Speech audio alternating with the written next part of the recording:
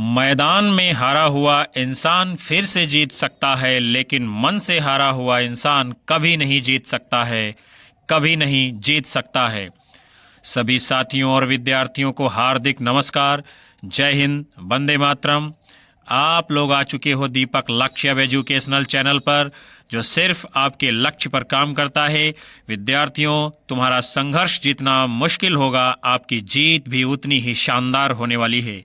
साथियों, अपनी मर्दानगी गर्लफ्रेंड के पीछे रोने में नहीं, बल्कि अपने माँ बाप के सपने पूरे करने में दिखाओ। अगर तुम सच में करना चाहते हो कुछ, तो रास्ता जरूर निकाल लोगे, वरना ना करने के बहाने तो बहुत हैं दुनिया में। सिर्फ हाल चाल पूछती है दुनिया, फिक्र तो आपकी आगे बढ़ने की सिर्फ आपके माँ बाप ही करते हैं। आखिरी में तुम्हारे साथ सिर्फ तुम खड़े रहोगे और कोई नहीं। इसलिए समय को बिल्कुल भी बर्बाद न करते हुए जुड़िए हमारे चैनल पर। नए हो तो सब्सक्राइब कर बेल आइकन दबा लीजिए, जिससे आगे की कक्षाएं आपको सुगमता पूर्वक मिलती रहें। कक्षा को लाइक कमेंट कर शेयर मार दीजिए और कक्षा को पूरा वॉच करिएगा। आज के सत्र का पहला प्रश्न आपके सामने है। पहला गिरमिटिया उपन्यास विशेषकर किस पर केंद्रित है? पंडित जवाहरलाल नेहरू, महात्मा गांधी, लाल बहादुर शास्त्री, विनोबा भावे। क्या होगा सही जवाब इस प्रश्न का? तो पहला गिरमिटिया उपन्यास जो है महात्मा गांधी जी के जीवन पर केंद्रित है। इसके लेखक कौन हैं? गिरिराज किशोर जी। इनके द्वारा रचे गए अन्य उपन्यास हैं लोग, चिड़ियाघर, यात्राएं, जुगलबंदी, यथा प्रस्तावित, परिशिष्ट, असलाह, ढाई घर इत्यादि। चलते हैं हम लोग अगले क्रम की ओर। आपका प्रश्न है, दुखम सुखम उपन्यास की लेखिका कौन है? चित्रा मुदगल, प्रभा खेतान, ममता कालिया, नासिरा शर्मा। किसका है उपन्यास दुखम सुखम? तो वो हैं आपके ममता कालिया जी। इनके द्वारा लिखे गए अन्य जो महत्वपूर्ण उपन्यास हैं बेघर, नरक दर नरक, प्रेम कहानी, साथी, लड़कियां, एक पत्नी के नोट्स इत्यादि। चित्रा मुदगल जी ने कौन कौन से उपन्यास लिखे हैं? एक जमीन अपनी, आवा, गिली गडू। तथा प्रभा खेतान जी के उपन्यास कौन कौन से हैं?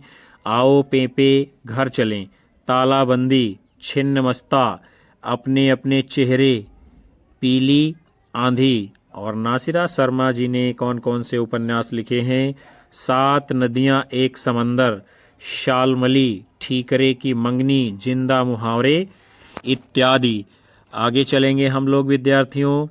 फिर आपका प्रश्न है, यह पथ बंधु था उपन्यास के लेखक हैं नरेश मेहता, प्रभाकर माचवे, भैरव प्रसाद गुप्त, रांगे राघव।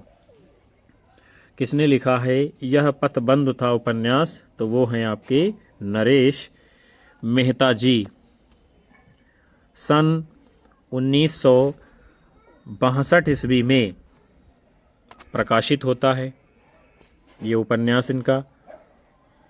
और इसमें जो है आदर्शवादी दंपत्ति श्रीधर और सरस्वती के जीवन संघर्ष का अंकन किया गया है। नरेश मेहता के द्वारा लिखे गए अन्य उपन्यास हैं डूबते मस्तूल, धूमकेतु एक श्रुति, दो एकांत, नदी यशस्वी है, प्रथम फाल्गुन तथा उत्तर कथा इत्यादि। और उत्तर कथा जो इनका उपन्यास है वो 2 भागों में है। प्रभाकर माचवे जी के उपन्यास कौन कौन से हैं? परंतु, एक तारा, सांचा, द्वाभा, 30, 40, 50, आंखें मेरी बाकी उनका। भैरव प्रसाद गुप्त जी ने कौन कौन से उपन्यास लिखे हैं? शोले, मशाल, गंगा मैया, काशी बाबू, भाग्य देवता, अंतिम अध्याय। और रांगे राघव जी के उपन्यास कौन कौन से हैं उसको भी हम देखते हैं। मुर्दों का टीला, प्रतिदान, चीवर, सीधा साधा रास्ता, कब तक पुकारूं इत्यादि।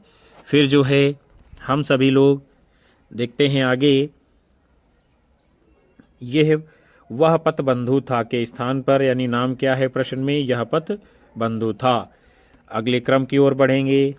आपका प्रश्न है, नटों के जीवन संघर्ष का उल्लेख किस उपन्यास में नहीं है?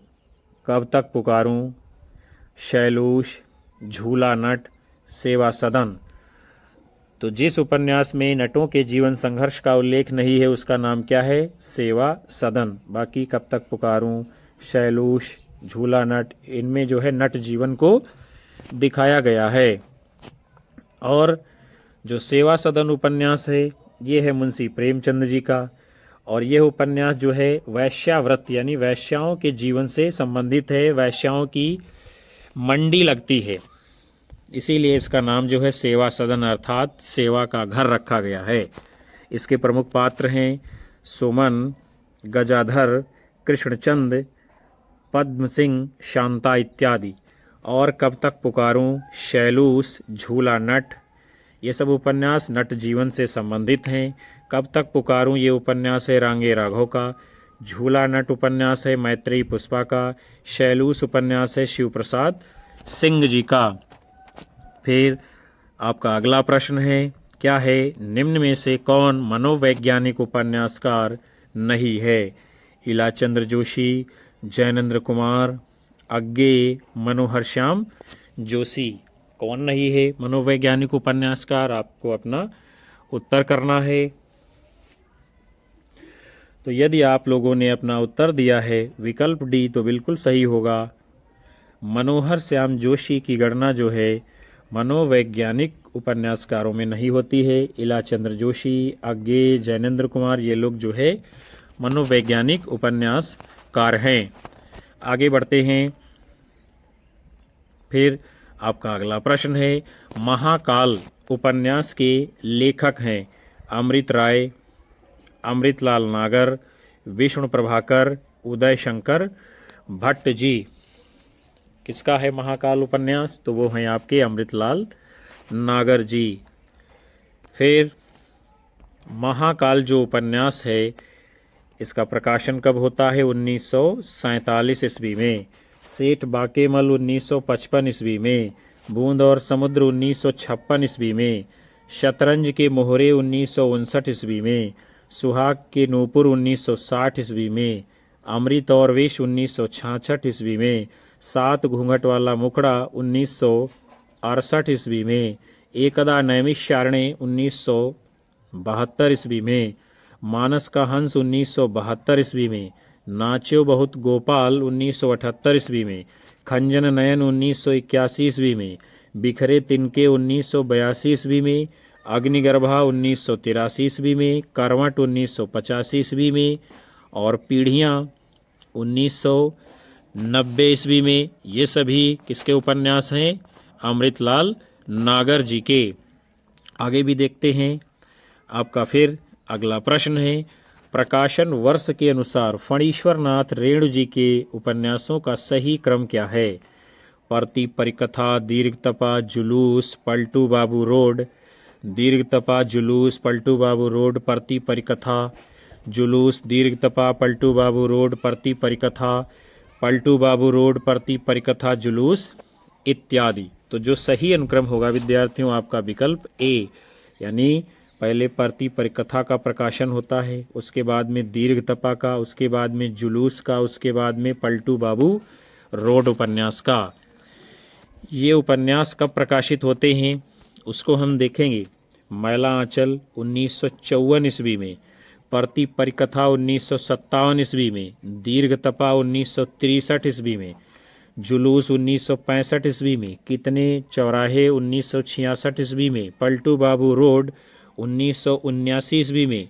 राम रतन राय 1971 ईस्वी में। और राम रतन राय फणीश्वर नाथ रेणु जी का अधूरा उपन्यास है। फिर आगे चलते हैं। आपका अगला प्रश्न है, रमेश चंद्र शाह के उपन्यासों का सही अनुक्रम क्या होगा? किस्सा गुलाम, पूर्वापर, विनायक, गोबर गणेश। पूर्वापर, विनायक, किस्सा गुलाम, गोबर गणेश। गोबर गणेश, पूर्वापर, विनायक, किस्सा गुलाम। गोबर गणेश, किस्सा गुलाम, पूर्वापर, विनायक। क्या है सही अनुक्रम?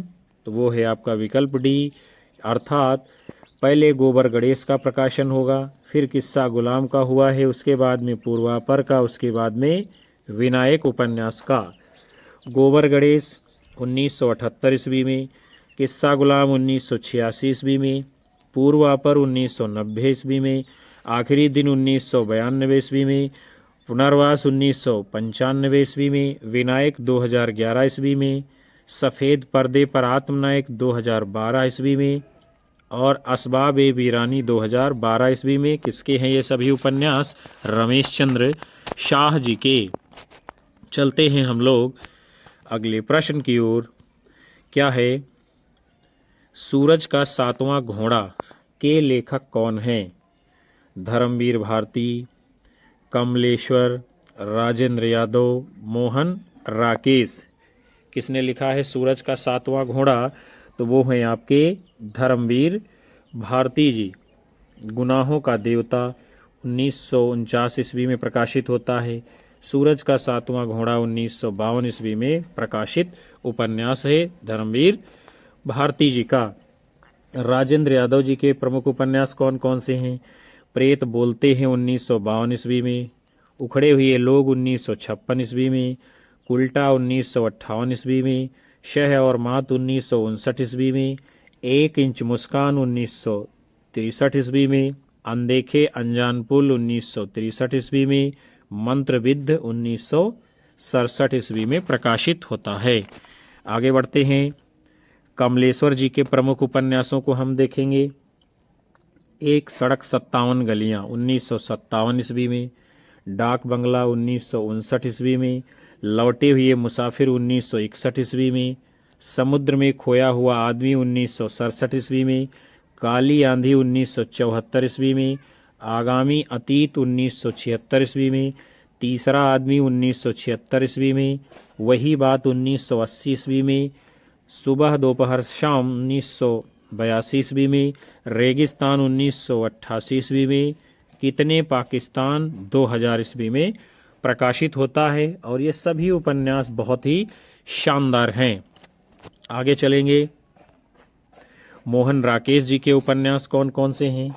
अंधेरे बंद कमरे में 1961 ईस्वी में, न आने वाला कल 1968 ईस्वी में, अंतराल 1972 ईस्वी में प्रकाशित होता है। प्रेत बोलते हैं उपन्यास को 1960 ईस्वी में सारा आकाश नाम से प्रकाशित कराया गया था और 1 इंच मुस्कान की रचना राजेंद्र यादव ने अपनी पत्नी मन्नू भंडारी के साथ में मिलकर के सह लेखन किया है। आगे चलेंगे। फिर जो है आपका प्रश्न है, इनमें से कौन सा उपन्यास भीष्म साहनी द्वारा रचित नहीं है? झरोखे, कड़ियाँ, बसंती, पीढ़ियाँ। कौन सा नहीं है भीष्म साहनी का उपन्यास? तो उसका नाम क्या है? पीढ़ियाँ। और पीढ़ियाँ उपन्यास किसका है विद्यार्थियों? तो ये है अमृतलाल नागर जी का। अब जो है हम लोग अमृतलाल नागर जी के उपन्यासों को देखते हैं। कौन कौन से हैं? महाकाल 1947 ईस्वी, सेठ बांकेमल 1955 ईस्वी, बूंद और समुद्र 1956 ईस्वी, शतरंज के मोहरे 1959 ईस्वी, सुहाग के नूपुर 1960 ईस्वी, अमृत और विष 1966 ईस्वी, 7 घूंघट वाला मुखड़ा 1968 ईस्वी, एकदा नैमिषारण्य 1972 ईस्वी, मानस का हंस 1972 ईस्वी, नाचो बहुत गोपाल 1978 ईस्वी, खंजन नयन 1981 ईस्वी, बिखरे तिनके 1982 ईस्वी, अग्निगर्भा 1983 ईस्वी, करवट 1985 ईस्वी में प्रकाशित होता है। फिर हम लोग अगले क्रम की ओर बढ़ते हैं। भीष्म साहनी जी के उपन्यासों को देखते हैं। झरोखा 1967 ईस्वी में, कड़ियाँ 1970 ईस्वी में, तमस 1973 ईस्वी में, बसंती 1980 ईस्वी में, मैया दास की माड़ी 1988 ईस्वी में, कुंतो 1993 ईस्वी में, नीलू नीलिमा नीलोफर 2000 ईस्वी में प्रकाशित होता है। फिर जो है हम सभी लोग अगले क्रम की ओर बढ़ते हैं। आपका प्रश्न है, क्या है विद्यार्थियों? नागार्जुन द्वारा रचित मछुआरा के जीवन पर आधारित उपन्यास कौन सा है? बूंद और समुद्र, वरुण के बेटे, सागर लहरें और मनुष्य, डूब। तो कौन सा उपन्यास है नागार्जुन जी का जो मछुआरों के जीवन पर आधारित है? उसका नाम क्या है? वरुण के बेटे। फिर जो है विद्यार्थियों, हम उपन्यासों को देखते हैं और उनकी विषय वस्तु क्या है और उनका प्रकाशन कब होता है।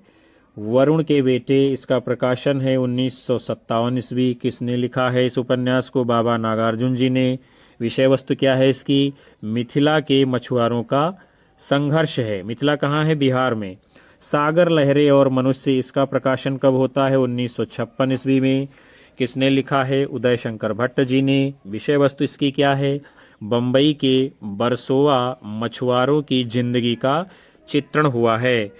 फिर जो है आपका अगला उपन्यास है बूंद और समुद्र। इसका प्रकाशन कब होता है? 1956 ईस्वी में। किसने लिखा है? अमृतलाल नागर जी ने।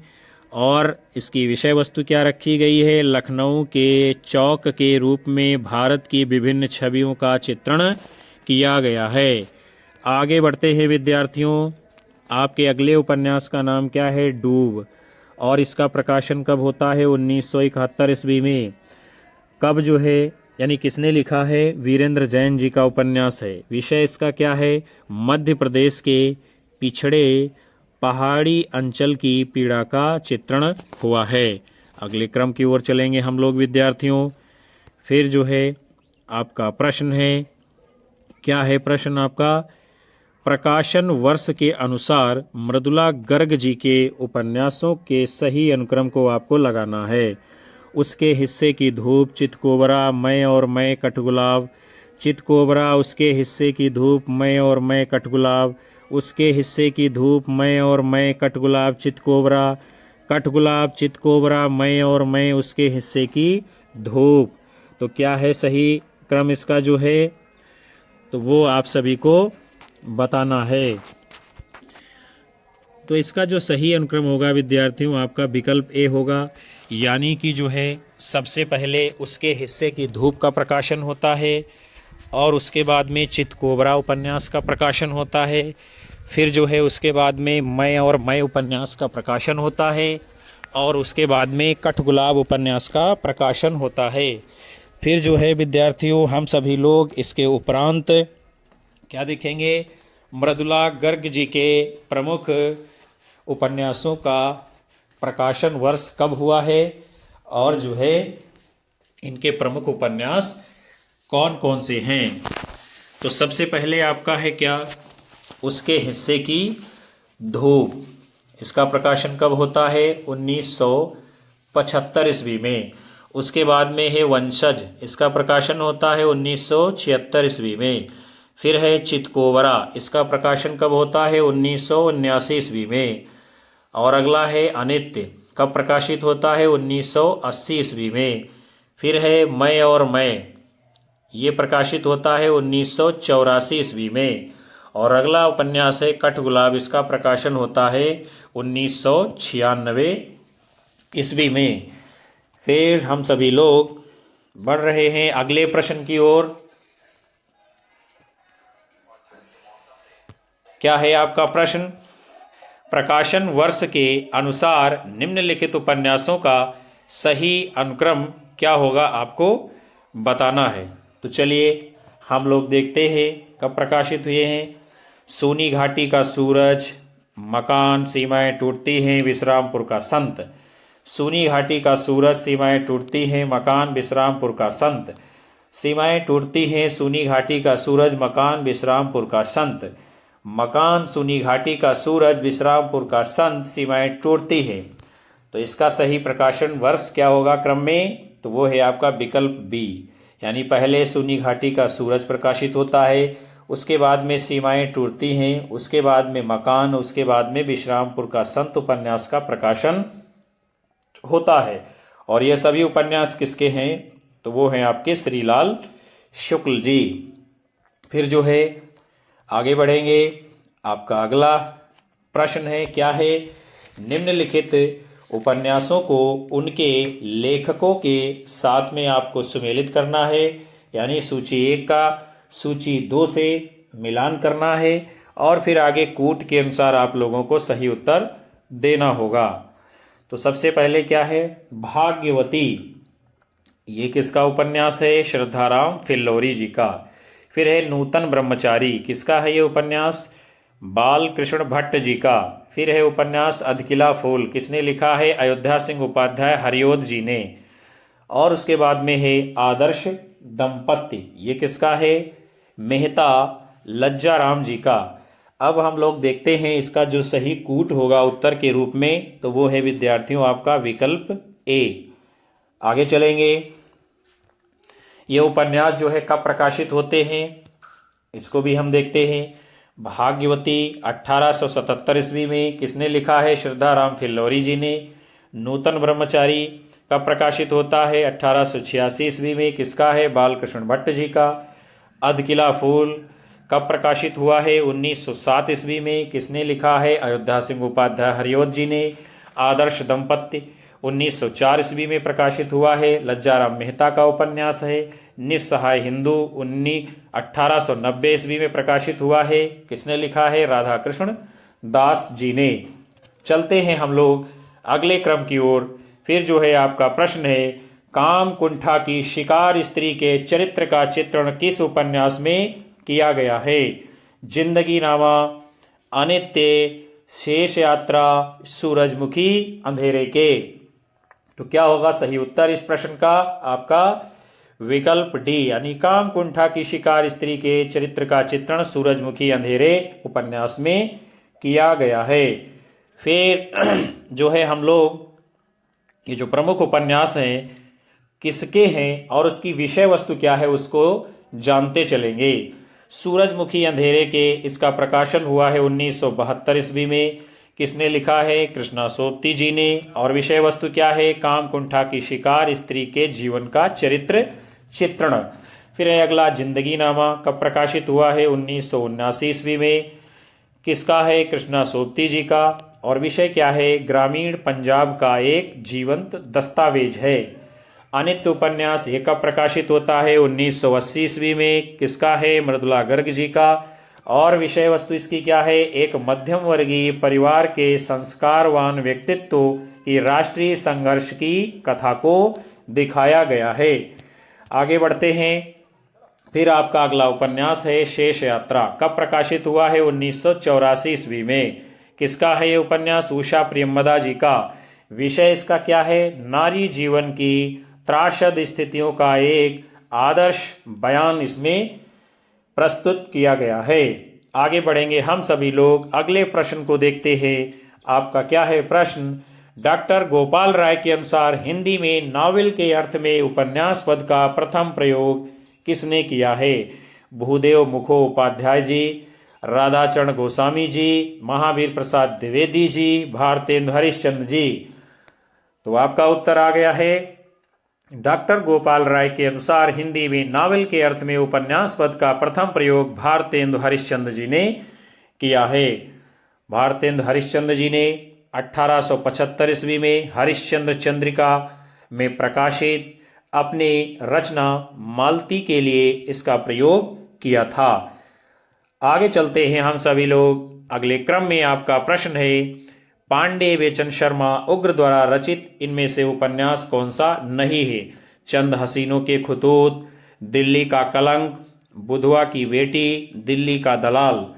कौन सा नहीं है? उसका नाम है दिल्ली का कलंक। और दिल्ली का कलंक जो उपन्यास है प्रकृतिवादी उपन्यासकार ऋषभ चरण जैन जी ने लिखा है इसको। और ऋषभ चरण जैन जी के अन्य प्रमुख उपन्यास कौन कौन से हैं उसे हम देखते हैं। कौन कौन से हैं? पैसे का साथी 1928 ईस्वी में, दिल्ली का व्यभिचार 1928 ईस्वी में, वैश्यापुत्र 1929 ईस्वी में, मास्टर साहब 1927 ईस्वी में, सत्याग्रह 1930 ईस्वी में, दुराचार के अड्डे 1930 ईस्वी में, रहस्यमयी 1931 ईस्वी में, दिल्ली का कलंक 1936 ईस्वी में, चंपाकली 1937 ईस्वी में, हिज हाइनेस 1938 ईस्वी में, मैखाना 1938 ईस्वी में, 3 इक्के 1940 ईस्वी में प्रकाशित होता है। अगले क्रम में पांडे बेचन शर्मा उग्र जी के प्रमुख उपन्यासों को हम लोग देखते हैं। कौन कौन से हैं? चंद हसीनों के खतूत 1927 ईस्वी में, दिल्ली का दलाल 1927 ईस्वी में, बुधवा की बेटी 1928 ईस्वी में, शराबी 1930 ईस्वी में, सरकार तुम्हारी आंखों में 1937 ईस्वी में, चॉकलेट 1927 ईस्वी में, जी जी जी 1937 ईस्वी में, फागुन के दिन 4 1960 ईस्वी में और जुहू 1963 ईस्वी में प्रकाशित बेचन शर्मा उग्र जी का उपन्यास है। आगे चलेंगे विद्यार्थियों हम लोग। आपका प्रश्न है, आधुनिक ईरान की पृष्ठभूमि पर रक्त रंजित इस्लामी क्रांति का चित्रण किस उपन्यास में किया गया है? 7 नदियां एक समंदर, चक्रव्यूह, धूप छाही रंग, किस्सा लोकतंत्र। क्या है सही उत्तर आपका? वो है विकल्प ए, 7 नदियां एक समंदर उपन्यास में आधुनिक ईरान की पृष्ठभूमि पर रक्त रंजित इस्लामी क्रांति का चित्रण दिखाया गया है। हम प्रमुख उपन्यास, उनके प्रकाशन वर्ष और उनकी विषय वस्तु को देखते हैं। तो सबसे पहले क्या है? 7 नदियां एक समंदर। प्रकाशन कब हुआ है? 1984 ईस्वी में। किसने लिखा है? नासिरा शर्मा जी ने। विषय वस्तु क्या है? आधुनिक ईरान की पृष्ठभूमि पर रक्त रंजित इस्लामी क्रांति का चित्रण किया गया है। अगला उपन्यास है चक्रव्यूह। प्रकाशित कब हुआ है? 1988 ईस्वी। किसका है? श्रवण कुमार गोस्वामी जी का। और इसकी विषय वस्तु क्या है? विश्वविद्यालय परिसर की वास्तविकताओं का अंकन इसमें दिखाया गया है। आगे देखते हैं। फिर आपका उपन्यास है, कौन सा है? धूप छाही रंग। प्रकाशन कब हुआ है? 1970 ईस्वी में। किसका है? गिरीश अस्थाना जी का। विषय क्या है? युद्ध विषय पर लिखा गया हिंदी का पहला श्रेष्ठ उपन्यास है। ये बात आपको गौर करने लायक है। यानी युद्ध विषय पर लिखा गया हिंदी का पहला श्रेष्ठ उपन्यास कौन है? धूप छाही रंग। और किसका है? ये गिरीश अस्थाना जी का। कब प्रकाशित हुआ है? 1970 ईस्वी में। और अगला उपन्यास है किस्सा लोकतंत्र। प्रकाशित कब हुआ है? 1983 ईस्वी में। किसने लिखा है? विभूति नारायण जी ने। अगले क्रम की ओर चलेंगे विद्यार्थियों। फिर आपका प्रश्न है, निम्नलिखित पात्रों को उनके उपन्यासों के साथ में सुमेलित करना है और फिर आगे कूट के अनुसार आप लोगों को उत्तर देना है। तो चलिए सबसे पहले हम लोग जो है इसका क्या करते हैं, मिलान कर लेते हैं और उसके बाद में कूट को देखेंगे जो सही उत्तर के रूप में होगा। तो क्या है? सर्वप्रथम जो है पात्र, उसका नाम है सेल्मा। और सेल्मा ये जो है किस उपन्यास की पात्र है? अपने अपने अजनबी। फिर है निर्गुनिया। निर्गुनिया जो है किस उपन्यास की पात्र है विद्यार्थियों? तो उसका नाम क्या है? नाचो बहुत गोपाल। माणिक मुल्ला किस उपन्यास का पात्र है? वो है सूरज का 7वां घोड़ा। और सरस्वती किस उपन्यास की पात्र है? यह पथ बंधु था। इस प्रकार जो सही उत्तर होगा कूट के रूप में वो है आपका विकल्प बी। चलते हैं हम सभी लोग अगले क्रम की ओर। ये उपन्यास कब प्रकाशित हुए हैं और किसके हैं और उसकी विषय वस्तु क्या है, पात्र क्या है, इन सब पर हम नजर डालते हैं। यह पथ बंधु था प्रकाशित हुआ है 1954 ईस्वी में। उपन्यासकार हैं इसके नरेश मेहता जी। और पात्र कौन कौन से हैं? सरस्वती, श्रीधर इत्यादि। फिर अगला उपन्यास है सूरज का 7वां घोड़ा। इसका प्रकाशन हुआ है 1952 ईस्वी में। उपन्यासकार कौन है? धर्मवीर भारती जी। इसके प्रमुख पात्र का नाम क्या है? माणिक मुल्ला। अपने अपने अजनबी, इसका प्रकाशन वर्ष है 1961 ईस्वी में। किसका है? सच्चिदानंद हीरानंद वात्स्यायन गे जी ने लिखा है। और प्रमुख पात्र का नाम क्या है? सेल्मा। अगला उपन्यास है नाचो बहुत गोपाल। कब प्रकाशित हुआ है? 1978 ईस्वी में। और उपन्यासकार कौन है? अमृतलाल नागर जी ने लिखा है। प्रमुख पात्र है निर्गुनिया। फिर अगला उपन्यास है कितने चौराहे। इसका प्रकाशन कब हुआ है? 1966 ईस्वी में। किसने लिखा है? फणीश्वर नाथ रेणु जी ने। और पात्र हैं इसके मनमोहन, प्रियव्रत इत्यादि। आगे चलते हैं। आपका फिर जो है अगला प्रश्न है, भाग्यवती उपन्यास के लेखक कौन हैं? लाला श्रीनिवास दास, देवकीनंदन खत्री, श्रद्धाराम फुल्लोरी, लज्जाराम मेहता। किसने लिखा है भाग्यवती उपन्यास को? तो वो हैं आपके श्रद्धाराम फिल्लोरी जी। आगे बढ़ते हैं, भाग्यवती उपन्यास का जो है प्रकाशन कब हुआ है? 1877 ईस्वी में। परीक्षा गुरु उपन्यास का प्रकाशन कब हुआ है? 1882 ईस्वी में। किसने लिखा है? लाला श्रीनिवास दास जी ने। देवकीनंदन खत्री जी के प्रमुख उपन्यास कौन कौन से हैं उसे हम देखते हैं। चंद्रकांता 1988 ईस्वी में। चंद्रकांता संतत ये 24 भाग में है। इसका प्रकाशन 1896 ईस्वी में हुआ है। नरेंद्र मोहिनी 1893 ईस्वी में। वीरेंद्र वीर 1895 ईस्वी में। कुसुम कुमारी 1899 ईस्वी में। काजर की कोठरी 1902 ईस्वी में। अनूठी बेगम 1905 ईस्वी में। गुप्त गोदना 1913 ईस्वी में। भूतनाथ 6 भागों में है, 1907 ईस्वी में प्रकाशित हुआ है। और ये इनका जो है अधूरा उपन्यास रह जाता है, बाद में इनके पुत्र ने इसे पूरा किया था। आगे चलते हैं, आपका अगला प्रश्न है, सेठ बांके मल किसकी रचना है? पांडे बेचन शर्मा उग्र जी, यशपाल जी, अमृतलाल नागर जी, भगवती चरण वर्मा जी। किसकी है रचना सेठ बांके मल? तो वो हैं आपके अमृतलाल नागर जी। इनके द्वारा लिखे गए अन्य प्रमुख उपन्यास हैं मानस का हंस, नाचो बहुत गोपाल, खंजन नयन, महाकाल, सुहाग के नूपुर, अमृत और वेश, अग्निगर्भा इत्यादि। अगले क्रम की ओर विद्यार्थियों हम लोग बढ़ते हैं। आपका प्रश्न है, क्या है मेरी तेरी उसकी बात किसकी रचना है? भगवती प्रसाद वर्मा, यशपाल, उदय शंकर भट्ट, अमृतलाल नागर। किसने लिखा है मेरी तेरी उसकी बात? तो वो हैं आपके यशपाल जी। यशपाल जी हिंदी के प्रगतिवादी मार्क्सवादी उपन्यासकार माने जाते हैं। यशपाल जी के द्वारा लिखे गए अन्य प्रमुख उपन्यास कौन कौन से हैं? दादा कामरेड 1941 ईस्वी, देशद्रोही 1943 ईस्वी, दिव्या 1945 ईस्वी, पार्टी कामरेड 1946 ईस्वी, मनुष्य के रूप में 1949 ईस्वी, अमिता 1956 ईस्वी, झूठा सच ये 2 भागों में है, प्रकाशित होता है। प्रथम भाग 1958 ईस्वी में, द्वितीय भाग 1960 ईस्वी में।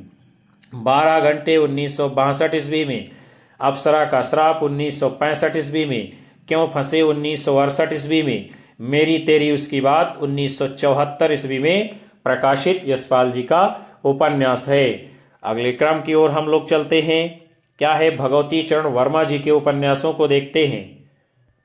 पतन 1927 ईस्वी, चित्रलेखा 1934 ईस्वी, 3 वर्ष 1936 ईस्वी, टेढ़े मेढ़े रास्ते 1946 ईस्वी, आखिरी दांव 1950 ईस्वी, अपने खिलौने 1957 ईस्वी, भूले बिसरे चित्र 1959 ईस्वी, वह फिर नहीं आई 1960 ईस्वी, सामर्थ्य और सीमा 1962 ईस्वी, थके पांव 1963 ईस्वी, रेखा 1964 ईस्वी, सीधी सच्ची बातें 1968 ईस्वी, सबही नचावत राम गोसाई 1970 ईस्वी, प्रश्न और मरीचिका 1973 ईस्वी में प्रकाशित होता है। उसके बाद में उदय शंकर भट्ट जी के उपन्यासों को देखते हैं। नए मोड़ 1954 ईस्वी, सागर लहरे और मनुष्य बड़ा ही शानदार उपन्यास है 1956 ईस्वी, लोक परलोक 1958 ईस्वी, शेष अशेष 1960 ईस्वी में प्रकाशित उपन्यास है। फिर आपका अगला प्रश्न है, निम्नलिखित उपन्यासों को रचना काल की दृष्टि से सही अनुक्रम में लगाना है। त्यागपत्र, सेवा सदन, मैला आंचल, आधा गांव। आधा गांव, मैला आंचल, सेवा सदन, त्यागपत्र। सेवा सदन, त्यागपत्र, आधा गांव, मैला आंचल। सेवा सदन, त्यागपत्र, मैला आंचल, आधा गांव। क्या है रचना काल की दृष्टि से सही अनुक्रम? तो वो है आपका विकल्प डी, यानी जो है पहले सेवा सदन प्रकाशित होता है, उसके बाद में त्यागपत्र, उसके बाद में मैला आंचल और उसके बाद में आधा गांव उपन्यास। फिर ये उपन्यास कब प्रकाशित हुए हैं और किसके हैं? ये आपके लिए भी जानना बेहद जरूरी है। सेवा सदन 1918 ईस्वी में प्रकाशित होता है, मुंशी प्रेमचंद जी ने लिखा है। त्यागपत्र 1937 ईस्वी में प्रकाशित होता है, जैनेन्द्र जी ने लिखा है। मैला आंचल 1954 ईस्वी में प्रकाशित हुआ है, फणीश्वर नाथ रेणु जी का उपन्यास है। आधा गांव 1966 ईस्वी में प्रकाशित हुआ है, किसका है? राही मासूम रजा जी का। चलते हैं विद्यार्थियों हम लोग अगले क्रम की ओर। देश विभाजन को लेकर लिखा गया उपन्यास इनमें से कौन सा है, आपको बताना है। अमृत और विष, झूठा सच, अपने अपने अजनबी, अंतराल। कौन सा उपन्यास है जो देश विभाजन पर आधारित है? उसका नाम क्या है? झूठा सच। किसका है? यशपाल जी का। हम जो है कुछ उपन्यास और उनके प्रकाशन और विषय वस्तु को समझेंगे। झूठा सच ये जो है 2 भागों में प्रकाशित हुआ है। पहले भाग का प्रकाशन 1958 ईस्वी में, दूसरे भाग का प्रकाशन 1960 ईस्वी में। किसने लिखा है? यशपाल जी ने। यशपाल प्रगतिवादी उपन्यासकार हैं। विषय क्या है? राष्ट्र विभाजन की त्रासदी का चित्रण और स्वतंत्रता पश्चात देश की यथार्थ स्थिति का अंकन किया गया है। अमृत और विष उपन्यास है, फिर प्रकाशित हुआ है 1966 ईस्वी में। किसने लिखा है? अमृतलाल नागर जी ने। और विषय वस्तु क्या है? भारतीय गणतंत्र के 15 वर्षों का राजनैतिक एवं सामाजिक चित्रण इसमें किया गया है। फिर आपके अगले उपन्यास हैं कौन कौन से? अपने अपने अजनबी कब प्रकाशित हुआ है? 1961 ईस्वी में। किसने लिखा है? सच्चिदानंद हीरानंद वात्स्यायन अज्ञे जी ने। विषय वस्तु क्या है? मृत्यु से साक्षात्कार इसमें कराया गया है। अगला है अंतराल उपन्यास। कब प्रकाशित हुआ है? 1972 ईस्वी में। किसका है? मोहन राकेश जी का। और विषय क्या है? स्त्री पुरुष संबंधों की जटिलता का दिग्दर्शन इस उपन्यास में बहुत ही सूक्ष्मता और बारीकी से कराया गया है। आगे चलेंगे। आपका अगला प्रश्न है, प्रकाशन काल की दृष्टि से कौन सा अनुक्रम सही है? त्यागपत्र, सुखदा, परख, सुनीता। परख, सुनीता, त्यागपत्र, सुखदा। सुनीता, परख, त्यागपत्र, सुखदा। सुखदा, सुनीता, त्यागपत्र, परख। कौन सा विकल्प सही है प्रकाशन काल के अनुसार? तो वो है आपका विकल्प बी। और ये सभी उपन्यास हैं किसके विद्यार्थियों? तो वो हैं आपके जैनेन्द्र कुमार जी। और जैनेन्द्र कुमार जी की गणना जो है हिंदी में मनोविश्लेषणात्मक उपन्यासकारों में की जाती है। जैनेन्द्र कुमार जी के ये उपन्यास कब प्रकाशित हुए हैं उसको देखते हैं। परख 1929 ईस्वी में, सुनीता 1934 ईस्वी में, त्यागपत्र 1937 ईस्वी में, कल्याणी 1939 ईस्वी में, सुखदा 1952 ईस्वी में, विवर्त 1953 ईस्वी में, व्यतीत 1953 ईस्वी में, जयवर्धन 1956 ईस्वी में, मुक्तिबोध 1965 ईस्वी में, अनंतर 1968 ईस्वी में, अनाम स्वामी 1974 ईस्वी में, दशार्क 1985 ईस्वी में प्रकाशित हुआ है। ये सभी बहुत ही महत्वपूर्ण उपन्यास किसके हैं? मनोविश्लेषणवादी उपन्यासकार जैनेन्द्र कुमार जी के। अगले क्रम की ओर बढ़ते हैं। तो विद्यार्थियों क्या है, आज की कक्षा को हम यहीं पर समाप्त करते हैं, जिसके अंतर्गत आप सभी लोगों ने हिंदी उपन्यास साहित्य के बहुत ही महत्वपूर्ण विभिन्न परीक्षाओं में पूछे गए प्रश्नों की श्रृंखला को देखा जाना समझा है। मैं उम्मीद करता हूं कि ये कक्षा आपको पसंद आएगी और ये प्रश्न आपकी परीक्षाओं में जरूर पूछे जाने वाले हैं। कक्षा को लाइक कमेंट कर शेयर कर दीजिए और अपने साथी मित्रों को चैनल से लगातार जोड़ते रहिए। यही हमारे लिए ऊर्जा का काम करता है, हमारा मनोबल बढ़ाता है, जिसके कारण हम आप सभी लोगों को अनावरत रूप से कक्षाओं को दे पाते हैं। आप सभी को मिलेंगे हम पुनः अगली कक्षा में। तब तक के लिए नमस्कार, जय हिंद, वंदे मातरम, बाय बाय, शुभ रात्रि सभी को।